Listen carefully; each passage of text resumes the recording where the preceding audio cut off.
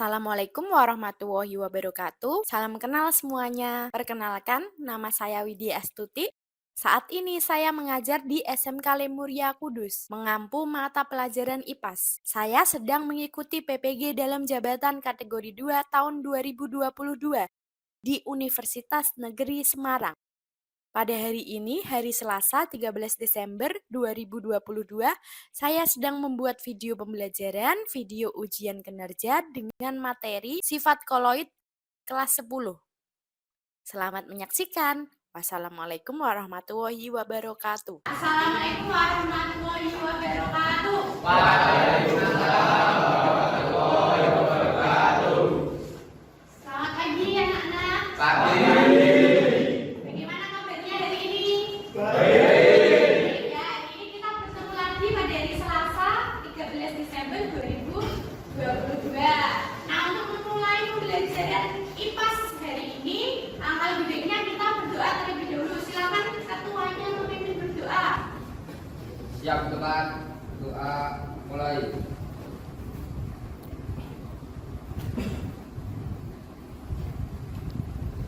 Selesai. Ya, terima kasih. Irul sudah memimpin doa ya. Adakah yang tidak hadir hari ini? Lima kenapa? Sakit. Ya, sudah Iqmal cepat sembuh dan bisa sekolah lagi ya.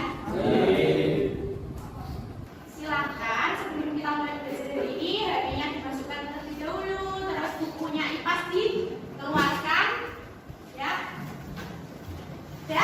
Bukunya sudah dikeluarkan ya. HP sudah dimasukkan. Nanti kalau misalkan ada aba-aba kita membutuhkan handphone untuk belajar hari ini, akan Widya beri perintah ya. Widya siap ya. Saya semangat dulu sebelum mulai. SMK Bisa. SMK Lemuria Bisa. Pasti bisa. semangat lagi ya, yang mendapat belum. Ayo. SMK Bisa. SMK Lemuria. Bisa. Pasti bisa. Ya, sip. Terus, minggu lalu kita sudah belajar apa anak-anak? Kemarin kita belajar cara membaca buku. Ya, minggu lalu kita belajar cara membuat cek. Nah, cek itu termasuk jenis koloid apa? Sol cair, Bu. Sol cair, betul sekali bilang. Nah, kita kan kemarin sudah membuat produk koloid, salah satunya cek. Cara pembuatan produk koloid kemarin ada apa saja? Ada yang bisa tunjuk tangan? Apa saja pembuatan produk koloid? Oh iya, ada apa? Kondensasi dan dispersi. Kondensasi dan dispersi. Selanjutnya ya. Silakan amati gambar di depan. Gambar apa itu? Ada cahaya matahari masuk ke celah jendela. Nah, kalian pasti pernah ya berada di ruangan, kemudian ada cahaya matahari yang masuk lewat jendela, terus kalian terlihat debu yang bertebarangan. Pernah? Nah, itu salah satu sifat koloid yang akan kita pelajari hari ini. Ternyata sifat koloid itu sangat bermanfaat di kehidupan kita sehari-hari. Sehari-hari. Begitu. Nah,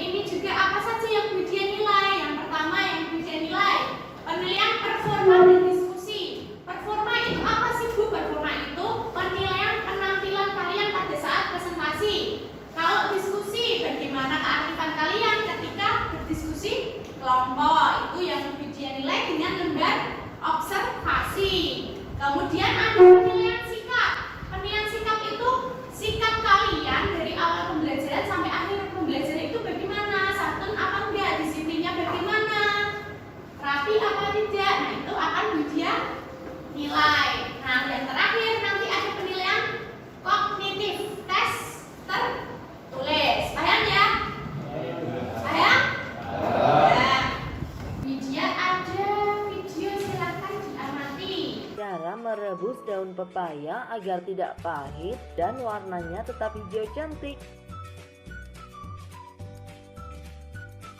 Buat teman-teman yang pengen tahu tips kali ini, tonton terus videonya ya sampai habis.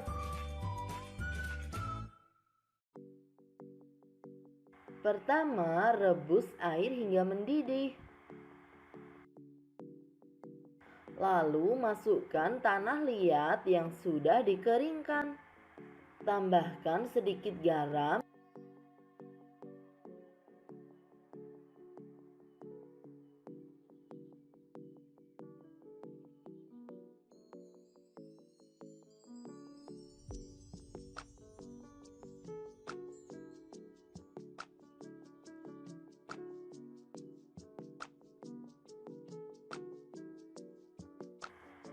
Jika tanah liat sudah bercampur dengan air, masukkan daun pepaya, lalu aduk-aduk sampai semuanya terkena air.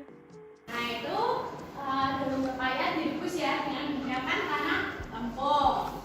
Ada yang suka makan masakan daun pepaya? Yang suka? Ya, kenapa Reza?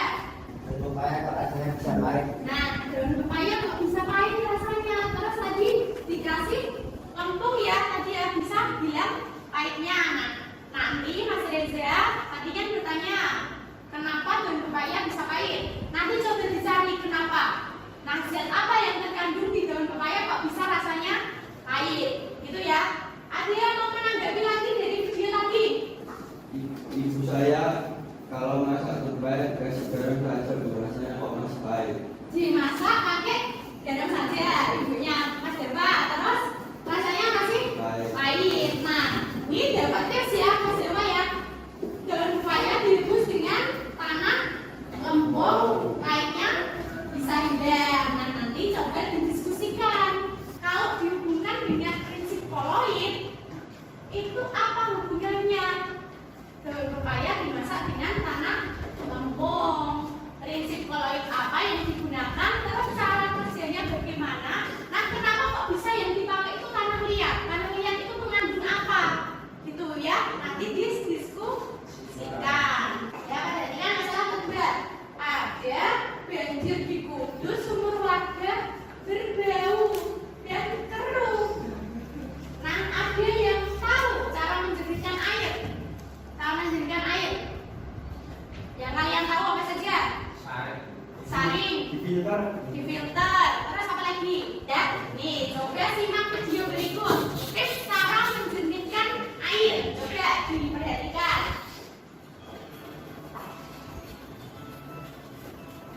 Di sini ada video tips menjernihkan air. Tipsnya di video ini penjernihan air di tawas ya. Ada yang pernah dengar tawas? Atau ada yang pernah menjernihkan air dengan tawas? Ya, ya, perhatikan dulu.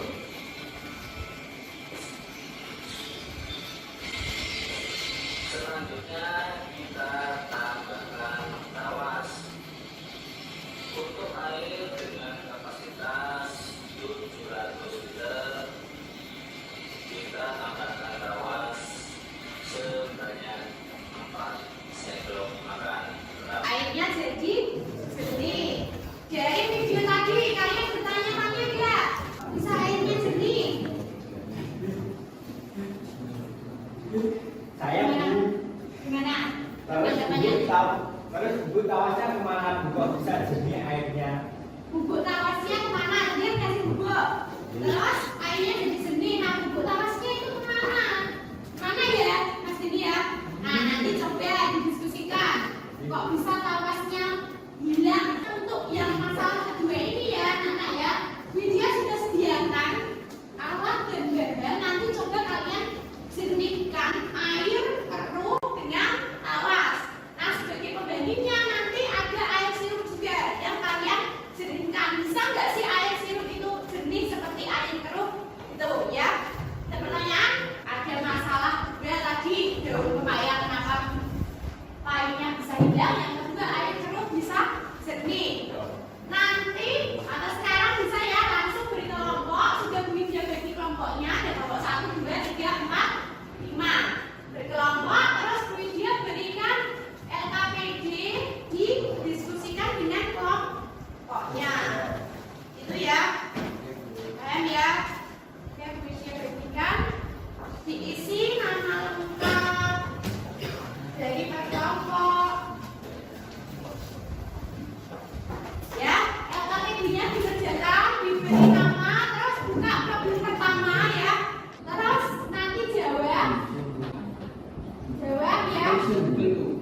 Iya boleh. Terus ada langkah percobaan ya.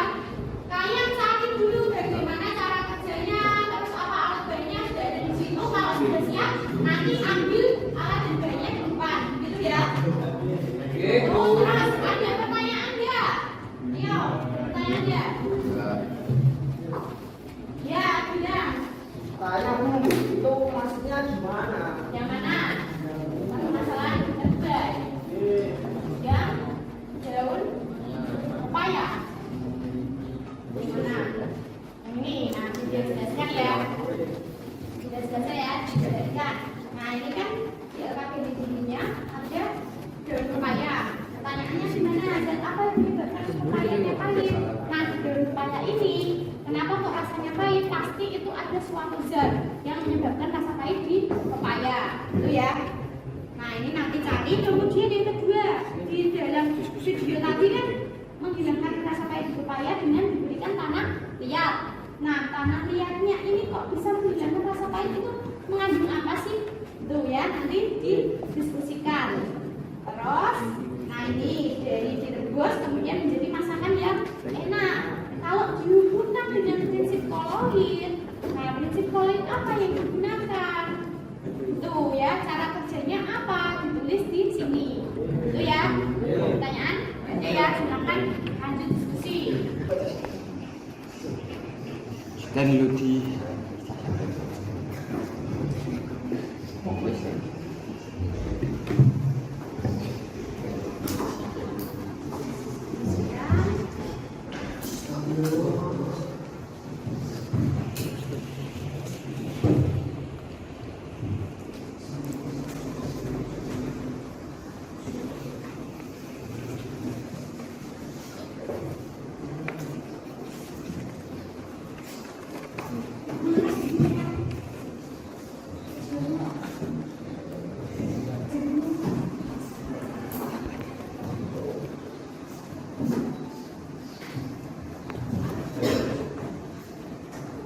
Ya kalau ada kesulitan bisa ditanyakan. Iya Bu. Kenapa daun pepaya rasanya bisa pahit? Dan apa yang terkandung di dalamnya?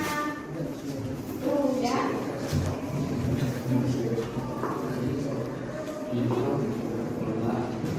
Nah, sekarang saatnya kalian melakukan penyelidikan. Ada yang mau bertanya tentang penyelidikan ini? Ya, apa ada? Nah, Ini tahunnya seberapa Bu? kawasnya seberapa? Karena di sini airnya sedikit, 1 sendok saja, dan nggak usah terlalu banyak terus diaduk ya. Ya diaduk, kakaknya aduk.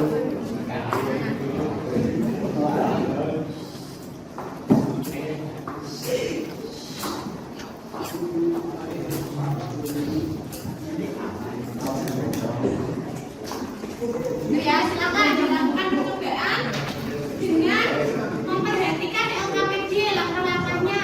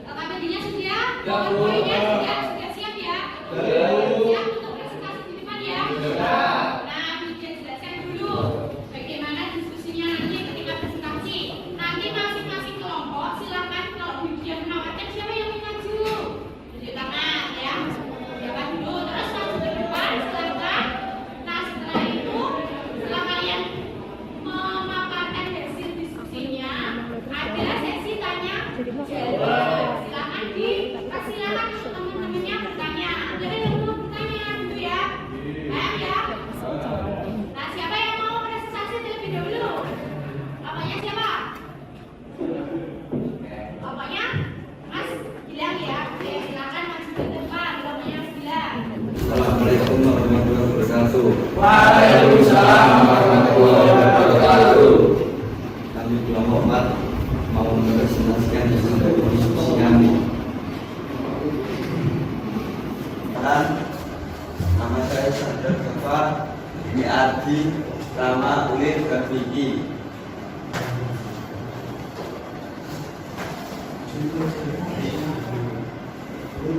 Tujuan pelajaran kita dalam identifikasi kita telah oleh atau efek tinggal gerak drone daya absorpsi mata listrik dan koagulasi dengan tepat melalui diskusi. Ini dapat menganalisis penerapan sifat oleh dalam kehidupan sehari-hari dengan tepat melalui pembelajaran PPR. Ini dapat merancang dan melakukan percobaan tentang pemanfaatan sifat oleh dalam kehidupan sehari-hari dengan tepat melalui pembelajaran PPR. Strategi mampu mengkomunikasikan tentang pemanfaatan sifat oleh dalam kehidupan sehari-hari dengan tepat melalui presentasi. Ini adalah olah dan upaya yang sudah tidak baik. Bisa masalah bagaimana menghilangkan rasa baik di upaya dan apa yang terkandung di upaya, memakai prinsip kalau itu apa, dan upaya nanti alkaloid menghilangkan rasa baik di upaya dengan produksinya menggunakan tanah lempung mengandung KMKM yang dapat menyerap kadar baik dan berbahaya dengan menggunakan prinsip toleransi absorpsi dalam peristiwa penghilangan rasa baik dan berbahaya adalah tanah lempung mengandung zat yang berperan sebagai perangkap atau absorben alami polutan yang mengalir bersama air permukaan tanah melalui peristiwa absorpsi atau pertukaran ion. Bukan masalah, bagaimana cara menurunkan air memakai prinsip Pareto apa? Ini adalah salah satu contoh proses penjernihkan air kotor dengan perbandingan air sirup.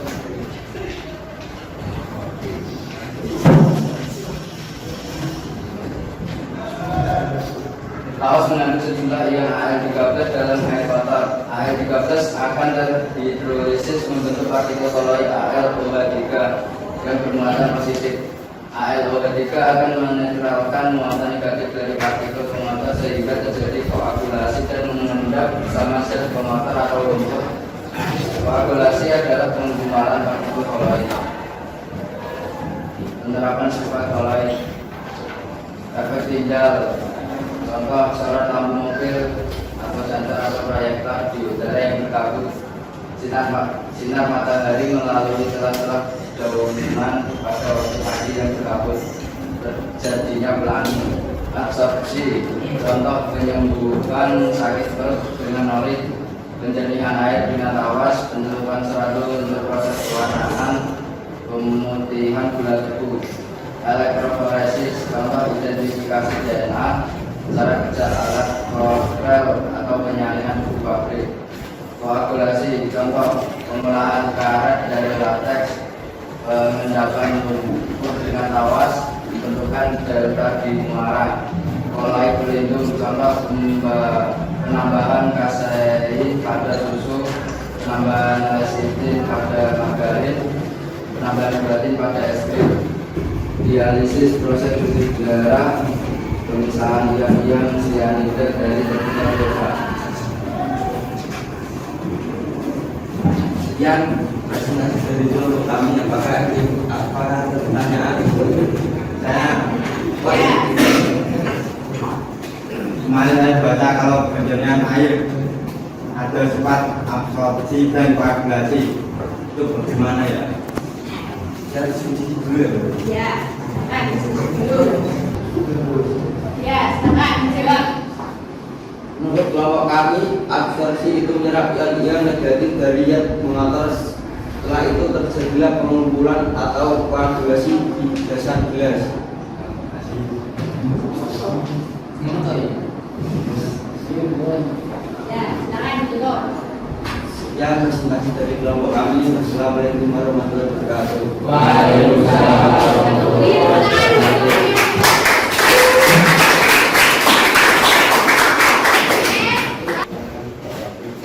Oleh pelindung, oleh ditanamkan Tuhan, oleh ada dari satu penambahannya itu ada penambahan itu yang bisa menggunakan mata dari masyarakat sebagai dalam bebas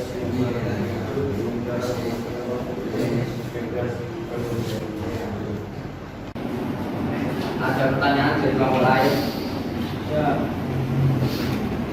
Yang terkait dengan koloid itu cuma berbeda. Kita mau diskusi.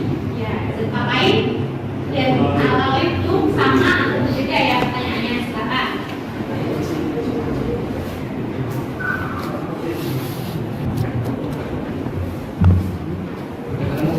Ya, silakan coba. Berbeda, Bapak ini mengandung kandungan lain dalam upaya penyebab rasa pahit dan terdapat pada dalam upaya didapat dari kandungan alkaloid. Pahit alkaloid itu bersifat basah. Karena alkaloid Bersifat basah. besar. Itu ya. Ya, silakan ditutup. Sekian presentasi kami. Assalamualaikum warahmatullahi wabarakatuh. Waalaikumsalam warahmatullahi wabarakatuh. Jadi, close buat kelompoknya kasih yuk.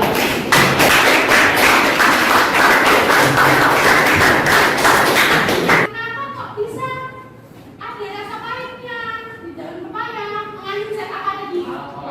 Zat alkaloid. Terus direbus dengan tanah lempung. Kenapa kok tanah lempung, nggak tanah biasa? Karena tanah lempung mengandung NN, mangan ya, mangan yang dapat mengabsorpsi apa? Ion-ion negatif dari daun pepaya. Gitu ya. Nah, dari permasalahan yang pertama tadi itu penerapan sifat koloid apa? Adsorpsi. Nah, adsorpsi itu apa sih? Adsorpsi itu apa enggak? Sebagai pertukaran ion. Jadi ada pergantian ion negatif, ion positif dari tanah lempung dengan ion negatif dari daun pepaya. Nah, contohnya seperti ini ya, alkaloid dari daun pepaya, kemudian membran tanah liat. Nah, alkaloidnya ini berpindah tempat ke air, ke cairan pelarut. Ini dari daun pepaya terus berpindah ke pelarutnya, sehingga rasa pahit di daun pepaya ya, gitu ya. Nah, selanjutnya konsep yang kedua tadi air keruh bisa jadi jernih dikasih apa? Tawas. Kok bisa jernih? Kasih tawas kenapa? Nah, tawas itu mengandung apa? Nah, ya. Tawas mengandung apa? Al3+ ya. Tadi ada air keruh ya, yang ini ya.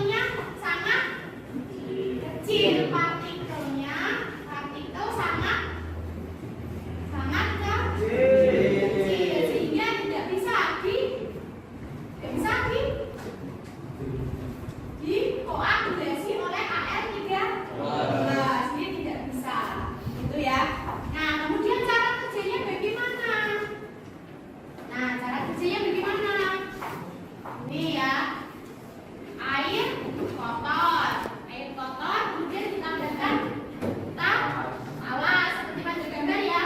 Nah, kemudian ada kotorannya di sini. Ada kotoran.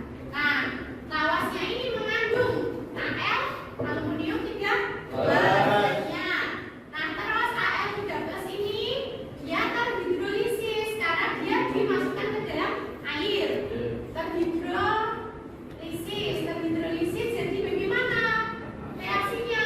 Al13 plus H2O jadi AlOH 3 kali.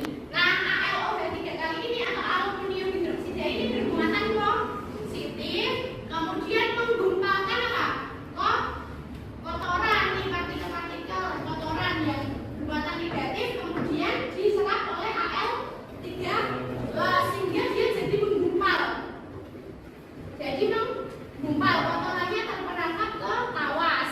Nah, setelah itu mengendap di dasar gelas seperti contohnya ini ya, ini endapannya.